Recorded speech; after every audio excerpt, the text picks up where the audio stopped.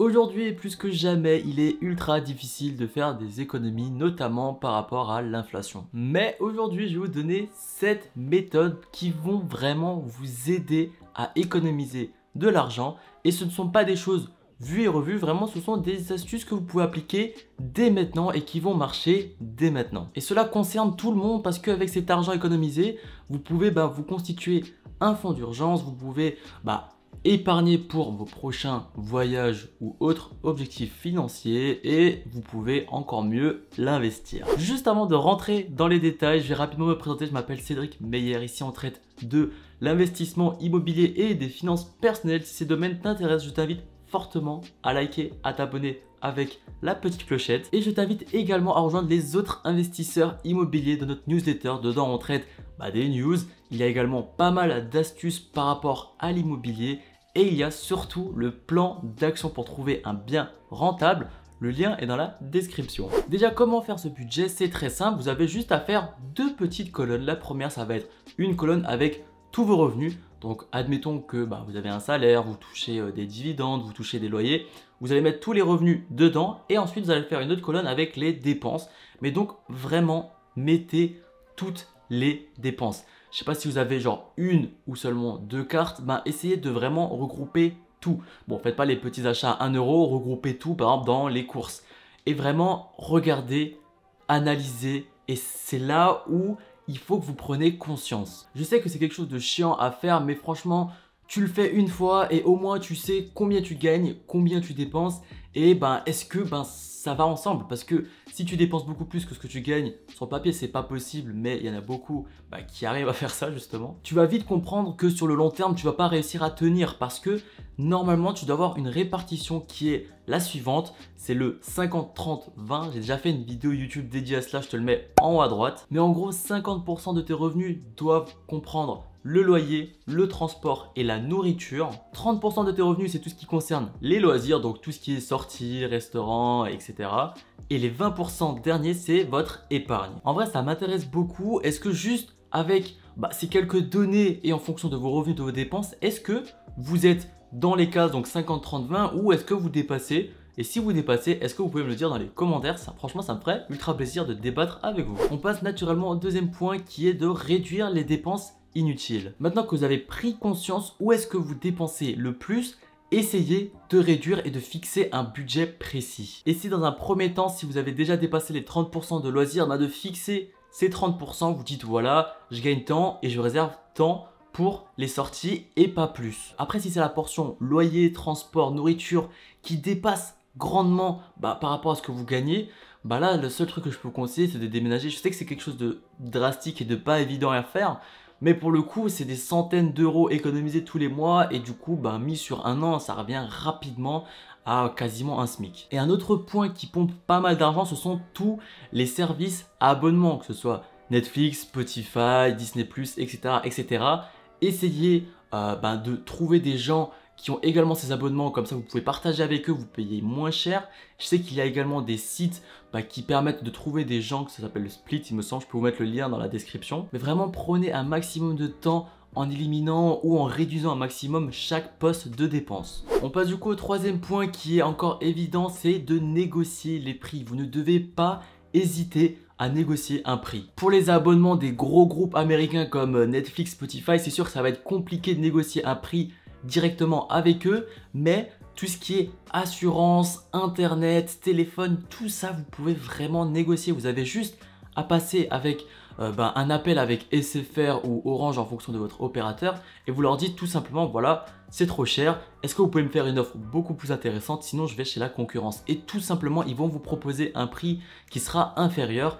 Et vraiment après c'est des niveaux de négociation, mais ne tombez pas directement dans le panneau de direct accepter. Dites que ça reste encore trop cher, est-ce que c'est vraiment la dernière option qu'ils peuvent vous proposer, et essayez de gratter un maximum. Et franchement j'ai fait ça avec internet, avec le téléphone, avec les assurances.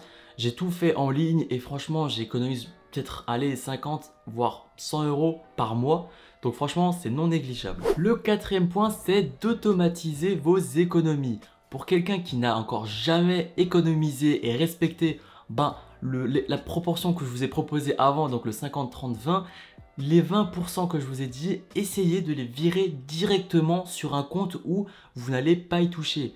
L'idéal, ça serait d'avoir une deuxième banque en ligne, comme ça vous pouvez tout virer dessus et vous n'utiliserez pas la carte de cette banque là-bas, sauf en cas d'extrême urgence. Après, tout dépend encore une fois de vos objectifs, parce que normalement, on conseille toujours d'avoir un compte à côté avec au moins 3 à 6 mois de nos dépenses, histoire de couvrir tous les imprévus. Une fois que ça c'est fait, vous pouvez commencer à épargner pour vos voyages, pour votre nouvelle voiture ou autre. Mais il est vraiment important de prendre ce pli des virements automatiques, comme ça, vous n'êtes pas tenté de le dépenser. Et même, en fait, en prenant ce pli petit à petit, vous voulez augmenter ce chiffre et vous allez rapidement passer de 20% à 30, à 40, voire à 50% d'épargner tous les mois. Le cinquième point, c'est de planifier vos achats. Si vous avez prévu dans quelques mois de changer de téléphone, d'ordinateur ou de voiture et que vous savez que ça va vous coûter, essayez de vraiment planifier cet achat.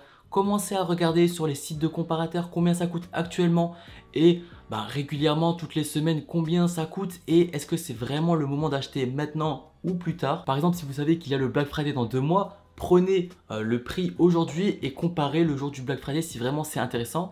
Et si c'est pas intéressant, vous l'achetez un tout petit peu plus tard. Et il y a un deuxième avantage à faire cela, c'est que très souvent, la plupart du temps, quand vous vous dites que vous allez changer de téléphone, c'est surtout parce qu'il y a un nouveau téléphone qui vient de sortir, vous voulez être un peu à la page.